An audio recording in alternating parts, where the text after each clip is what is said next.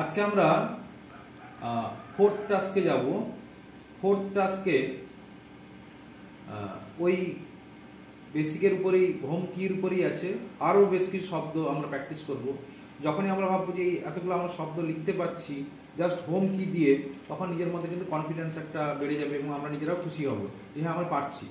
তাহলে আমরা আজকে আরও কিছু টাস্ক করি, যেমন ফ্যাড, FAD, ফ্যাড। এই ফ্যাডটাই বারবার লিখবো, FAD space FAD space FAD space, এরকম ফ্যাড ফ্যাড লিখতেই থাকবো।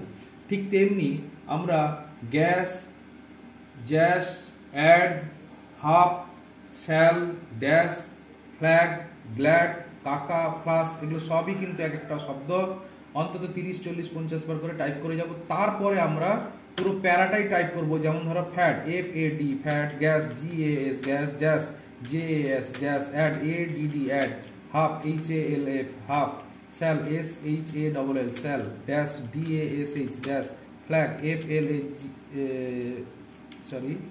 আমরা কখনোই কিন্তু ব্যাক স্পেস করবো না, আমরা সবসময় যা ভুল হবে সেটা টাইপ করে যাবো। Flag, FLAG flag.